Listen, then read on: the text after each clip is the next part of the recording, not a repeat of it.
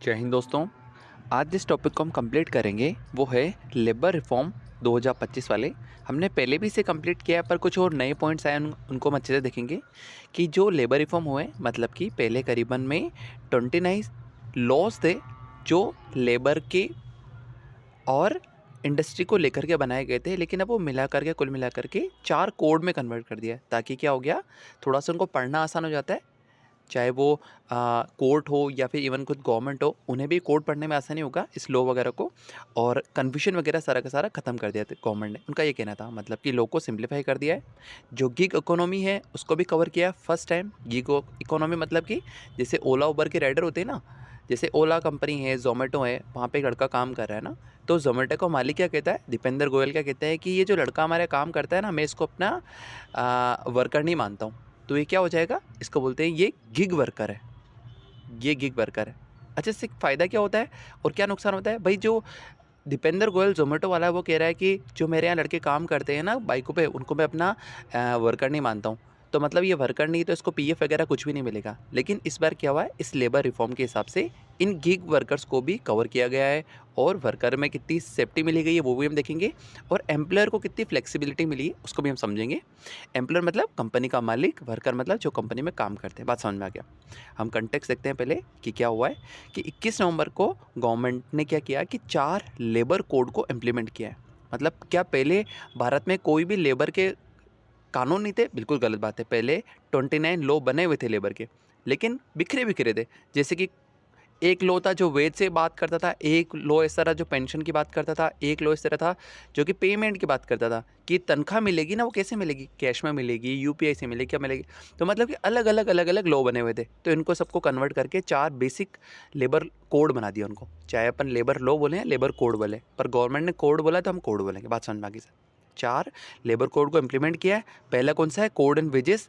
ये क्या डील करता है कि कितनी मिनिमम तनख्वाह होनी चाहिए एक पर्सन की, और पेमेंट रूल कि किस तरह से पेमेंट करेंगे। जैसे कि गवर्नमेंट ने कह दिया कि हर जने की मिनिमम 20,000 सैलरी हो सकती है। तो अगर कोई कंपनी ना 18,000 में किसी को हायर कर रही है तो वो इलीगल हो जाएगा। समझ में आ गया? बिल्कुल आ गया। और पेमेंट का रूल मतलब कि भाई कैश में देंगे, यूपीआई में देंगे, चेक में देंगे, किस तरह से देंगे। सेकंड कोड कौन सा कोड है? Industrial relation code. रिलेशन किसके बीच में होगा? एक तो मालिक के और एक वर्कर के। ठीक है, तो यहाँ पर हम स्ट्राइक वगैरह के रूल्स हैं, यहाँ पे ले ऑफ के रूल्स हैं, यूनियन के रूल्स हैं। मतलब कि वर्कर वगैरह यूनियन बना सकते हैं, वो स्ट्राइक पे जा सकते हैं। ठीक है ना? और यहाँ पे कंपनी की ओनर को भी फ़ायदा मिलेगा। कैसे? अगर उससे लोगों को हटाना है तो वो उसको बोलते हैं ले ऑफ करना। जैसे टीसीएस और गूगल आजकल ले ऑफ कर रहे हैं ना, अपने लोगों को हटा रहे हैं, उसको ले ऑफ करते हैं। मतलब कि जो कंपनी का मालिक है वो भी ले ऑफ करता है। मतलब इसको भी रूल्स दिए गए हैं और वर्कर को भी रूल्स दिए हैं यूनियन बनाने का, स्ट्राइक बनाने का। समझ में आ गया? सोशल सिक्योरिटी कोड दिए गए। सोशल सिक्योरिटी का सिंपल मतलब होता है कि इंश्योरेंस वगैरह देना और पेंशन वगैरह देना, ये सारी चीज़ों को सोशल सिक्योरिटी कहते हैं। ठीक है, इंश्योरेंस कौन सा होगा? हेल्थ इंश्योरेंस भी होगा, लाइफ इंश्योरेंस भी होगा। ठीक है, गिग वर्कर को भी एक बार इंक्लूड किया गया है सोशल सिक्योरिटी में। मतलब कि अब जोमेटो का मालिक ये नहीं कह सकता कि ये लड़का जो बाइक चलाता है ना हमारे यहाँ पे, जो खाना डिलीवरी करता है, वो हमारा वर्कर नहीं है। चलो वर्कर नहीं, कोई बात नहीं, तो भी इस बार अब जोमेटो को इनको सोशल सिक्योरिटी देनी ही पड़ेगी, इनको इंश्योरेंस वगैरह प्रोवाइड करना ही पड़ेगा। ठीक है, इसलिए इस बार पहली बार गिग वर्कर को भी इंक्लूड किया है। ओएसएच कोड लगाया, मतलब occupational safety and health code. मतलब कि जो वर्क प्लेस होता है ना, जो फैक्ट्री होती है ना, वहाँ पे सेफ्टी वगैरह और हेल्थ वगैरह की ध्यान देगी। मतलब कि वहाँ पे अच्छा पानी हो, वेंटिलेशन वगैरह हो वहाँ पे, और वॉशरूम के लिए जगह हो, मेल के लिए अलग हो, फीमेल के लिए, ये सारी सेफ्टी वगैरह का ध्यान रखा गया है। ठीक है, इससे क्या इम्पेक्ट होगा कि पुराने जो 29 लॉ थे वो अब किस में कन्वर्ट हो गए? 4 सिंपल कोड में हो गए। इससे सारा कन्फ्यूजन खत्म हो गया और जो कंप्लाइंस था वो करना इजी हो गया। कंप्लाइंस मतलब कि इसको इन चारों लॉज को फॉलो करना इजी हो गया। सही बात है। और बिजनेसेस के लिए अब क्या हो गया? इन्वेस्टमेंट और ईज ऑफ डूइंग बिजनेस अब बहुत इंप्रूव हो पाएगा। सही बात है। अगर उनको समझ में आ जाएगा कि हाँ यार कि ये लॉ है, तो वो उस लॉ के अकॉर्डिंग काम करेंगे। तो गवर्नमेंट वगैरह कोई भी इंस्पेक्टर आके इनको परेशान नहीं कर पाएगा। ठीक है, पहले एक फैक्ट्री में 25 अलग अलग रूल्स फॉलो करने पड़ते थे, लेकिन अब सिर्फ 4 कोड से ही कवर करने पड़ेंगे, तो काम करना ईजी हो जाएगा थोड़ा सा। एम्प्लॉयमेंट इम्पेरेटिव देखते हैं, मतलब कि जॉब्स की डिमांड कितनी होगी मार्केट में, वो समझने की कोशिश करते हैं कि हर साल करीबन हमें 1.25 करोड़ लोग भाग जो है वर्क फोर्स में एंटर करते हैं। सही बात है। कुछ इसमें फार्मिंग में जाते हैं, कुछ नॉन फार्मिंग में जाते हैं। हम समझते हैं कि करीबन नॉन फार्मिंग जॉब्स है ना, वो 2030 तक हर साल हमें 80 लाख जने चाहिए। मतलब कि आज करीबन 1.25 करोड़ जने वर्क फोर्स में एंटर करते हैं, मतलब कि वो 18+ हो जाते हैं, जो कि काम करने के योग्य है, जिनको काम करना आता है, ठीक है ना। ऐसा ना डिसेबल वगैरह की बात नहीं, जो नॉर्मल पर्सन, जो कि करीबन 1.25 करोड़ लोग बाग काम करने की वर्कफोर्स में आते हैं, जिनमें से कुछ फार्मिंग में चले जाते हैं, एग्रीकल्चर में चले जाते हैं, मछली पालन में चले जाते हैं, कुछ नॉन फार्मिंग में जाते हैं, कोई मिस्त्री बनता है, कोई हलवाई बन जाता है, कोई किस में आ जाता है, कोई TCS में काम करता है, बड़ी बड़ी भी जॉब होती है, इन सब में आता है। तो बताया गया जो नॉन फार्म जॉब्स है ना, वो करीबन 80 लाख की रिक्वायर्ड की ज़रूरत पड़ जाएगी 2030 तक, ठीक है। और ये हर साल की बात है कि हर साल 80 लाख 2030 में, फिर 2031 आएगा तब अगेन 80 लाख वगैरह, हर साल नए नए पर्सन की जरूरत पड़ेगी, ठीक है। लेबर कोड जो क्या करेगा, वो काफ़ी नई जॉब्स को क्रिएट करेगा और इंडस्ट्रियल ग्रोथ भी लेकर के आएगा। सही बात है, अगर आपके पास लॉ सिंपल है तो जो मालिक है ऑफिस खोलना चाहता है, फैक्ट्री खोलना चाहता है, उसको आसान हो गया फैक्ट्री खोलने में, और फैक्ट्री अगर आसानी से खोल पाएगा तो नई जॉब्स मिलेगी लोगों को। फैक्ट्रीज इजीली नए वर्कर को हायर कर सकती है, इससे क्या होगा, जो एम्प्लॉयमेंट गैप है वो कम होगा, मतलब कि बेरोजगारी कम होगी यहाँ पे।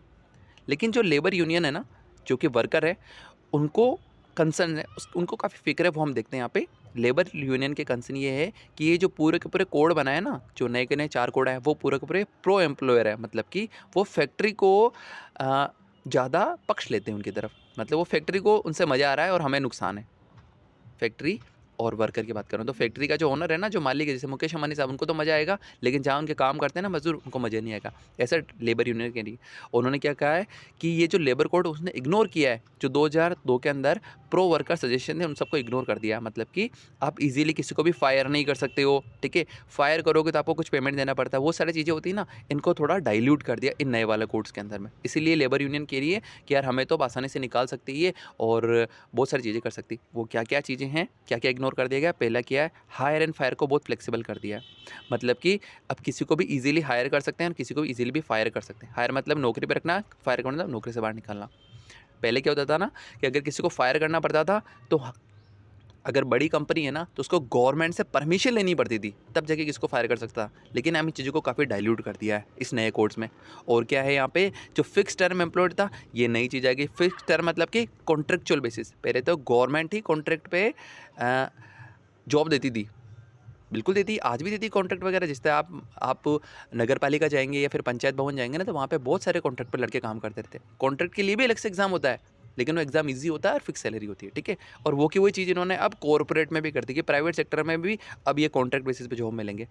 तो क्या होगा ना, जैसे कोई तो एक तो रेगुलर जो काम कर रहा है और एक कॉन्ट्रैक्ट पे काम कर रहा है। रेगुलर वाले को तो PF भी मिलेगा, इंश्योरेंस पे मिलेगा, लेकिन कॉन्ट्रैक्ट वाले को ये सारी चीज़ें नहीं मिलेगी। इसलिए क्या कह रहे हैं कि ये शॉर्ट टर्म के बेनिफिट बहुत कम मिलेंगे हमें। सही बात है कि इसको 6 महीने का अगर कॉन्ट्रैक्ट दिया है तो उसको तो कुछ भी नहीं मिल पाएगा, ना PF इंश्योरेंस, कुछ नहीं मिलेगा। स्ट्राइक राइट बहुत लिमिटेड हो गए। पहले अगर स्ट्राइक करनी होती थी लेबर यूनियन को तो इजीली स्ट्राइक कर सकती थी, लेकिन अब पहले कंपनी को करीबन 20 या 25 डेज़ का आपको पहले लेटर देना पड़ता है कि सर हम 25 दिन बाद में स्ट्राइक करने वाले हैं, कंपनी वालों को ये बताना पड़ता था।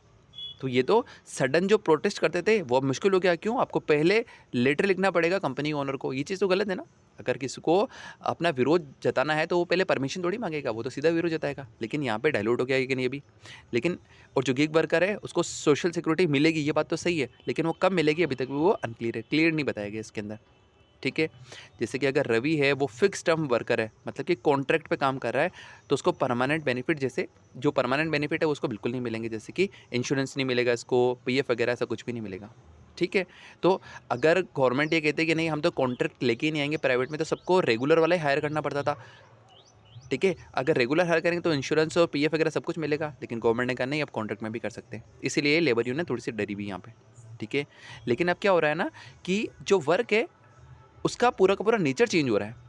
मतलब कि पहले मजदूरी नॉर्मल होती थी ना कि भाई चूना ईंट लगाया और मिस्त्री बन गए, गाड़ियाँ ठीक करी और वो मिस्त्री बन गया, गाड़ियों का मिस्त्री बन गया, हलवाई बन गया, ऐसा होता है। लेकिन अब बिल्कुल नई चीज़ आ गई, जैसे गिग इकोनॉमी पूरी की पूरी नहीं चालू की। जिसके पास बाइक है वो उठा करके आज ही वो रजिस्टर कर सकता है फ्लिपकार्ट पे, और वो शाम को उसको जॉब मिल जाती है हैंड टू हैंड, ठीक है। इसमें कोई भी स्किल वगैरह की ज़रूरत ही नहीं है आपको। मतलब पूरा का पूरा जो वर्क कल्चर था वो चेंज हो चुका है। गिग इकोनॉमी आ चुकी है, जैसे कि उबर हो गया, स्विगी हो गया, अब नई AI जॉब्स वगैरह ये बिल्कुल नई आ चुकी है सारी की सारी। जो ट्रेडिशनल लेबर रूल्स है, जो लेबर रूल्स थे वो सारे के सारे आउटडेटेड हो चुके हैं। हाँ, पहले ऐसे रूल्स हुआ करते थे कि कुछ फैक्ट्री पे है ना वुमेन वगैरह शाम को काम नहीं कर सकती, लेकिन ऐसा नहीं है। आजकल वुमेन वगैरह इजीली शाम को भी काम कर सकती है, वो नाइट शिफ्ट भी कर सकती है। और इवन जो लेबर कोड उसमें वुमेन के लिए नाइट शिफ्ट को अलाउ भी कर दिया गया है, लेकिन कुछ सेफ्टी के साथ में। जो पुराने रूल्स थे लेबर वाले वो सारे के सारे आज के ज़माने में आउटडेटेड हो चुके हैं। उसमें एआई का नाम ही नहीं है कहीं पे, गिग इकोनॉमी का नाम ही नहीं है। तो ये सारे के सारे आउटडेटेड थे, इसलिए हमने नए लेके आए। सही बात है ये रूल्स वगैरह। हमें क्या ज़रूरत है आज के टाइम पे कि प्रोडक्टिविटी लोगों की बढ़े। हम ग्लोबल ट्रेड को चैलेंज वगैरह काफ़ी ज़्यादा हो रहा है, जैसे कि ट्रम्प वगैरह हमारे पे टैरिफ वगैरह लगे, तो वो भी हमारे पास काफ़ी चैलेंज है। और हमारे पास क्लाइमेट इशू भी है। मतलब कि जो वर्क कल्चर वो भी चेंज हो रहा है और हमारे चैलेंजेस भी कंटिन्यूस बढ़ जा रहे हैं। ठीक है। स्विगी जो डिलीवरी बॉय है, अब कोड के थ्रू उसको सोशल सिक्योरिटी कवर मिलेगा। कब मिलेगा वो क्लियर नहीं है, लेकिन हाँ उसको अवश्य मिलेगा भी, उसको इंश्योरेंस पीएफ वगैरह सब कुछ मिलेगा। पहले सिर्फ फैक्ट्री वर्कर से सेफ थे, उनको ही चीज़ें मिलती थी, और ये स्विगी वगैरह जोमेटो के लड़कों को कुछ नहीं मिलता था। वे फॉरवर्ड्स क्या है, हमें आगे क्या करना चाहिए यहाँ पे, जो इंडियन लेबर कॉन्फ्रेंस है वो 2000 बाद के बाद अभी तक एक भी बार नहीं हुई है। ठीक है। पहले काफ़ी हुआ करती थी, जिसमें इंडियन लेबर कॉन्फ्रेंस में क्या होते थे ये, कि एक तरह का ये ट्राई पार्टी कंसल्टेशन होता था। मतलब कि स्टेट्स, मतलब कि गवर्नमेंट बैठती थी, एम्प्लॉयर बैठते थे, वर्कर बैठते थे, और ये तीनों इस कॉन्फ्रेंस में बैठते थे और अपने सुझाव देते थे। वर्कर मतलब कि जैसे लेबर यूनियन हो गया ना, वो सब कुछ उसके अंदर आते थे इस कॉन्फ्रेंस के अंदर में, और वो अपने सजेशन वगैरह भी देते थे। तो पीएम साहब ने क्या कहा कि हाँ, कि अब जो हम लेबर कोड को ढंग से, हाँ, लेबर कोड के जब हम लागू वगैरह करेंगे, अभी तो वो इम्प्लीमेंट हो चुका है, लेकिन जैसे ही वो ग्राउंड लेवल पे आएगा तो हम क्या करेंगे, ट्री पार्टी कंसल्टेशन ज़रूर करेंगे, जिसमें कि स्टेट्स वगैरह होगा, एम्प्लॉयर होंगे, वर्कर वगैरह सब के सब आएंगे, और इन तीनों के फीडबैक को लिया जाएगा और लास्ट में उसको ग्राउंड लेवल पे इम्प्लीमेंट भी किया जाएगा। ठीक है।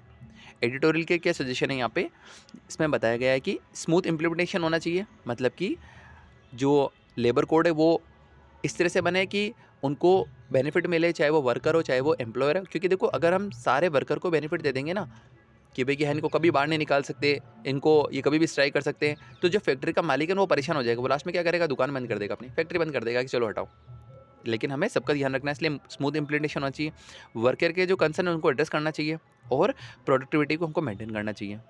मतलब कि यहाँ पे लेबर, स्टेट लेबर मिनिस्टर है, प्लस फैक्ट्री ओनर है, प्लस यूनियन लीडर्स है। मतलब कि ट्रेड यूनियंस होते हैं ना, वर्कर की यूनियंस वगैरह होती है, उनके लीडर्स ये मिलकर के रूल्स को इम्प्लीमेंट करें। ठीक है। इससे वर्कर और बिजनेस दोनों को ही फ़ायदा होगा। ठीक है।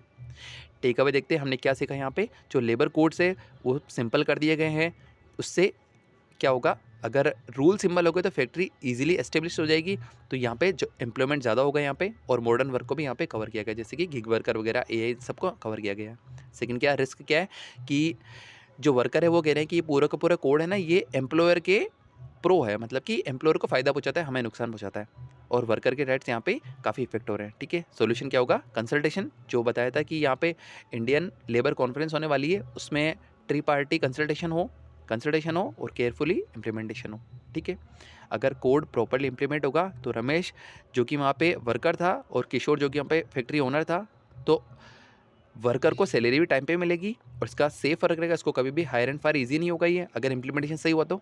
और जो किशोर जो फैक्ट्री का मालिक है वो भी सोच पाएगा, हाँ मेरी फैक्ट्री वो स्मूथली चलेगी। क्यों? क्योंकि मेरे सारे के सारे लॉ मेरे को पता लग गए, क्योंकि चार ही लॉ हैं, पढ़ना आसान है, तो इंस्पेक्टर वगैरह के मुझे परेशान नहीं करेंगे।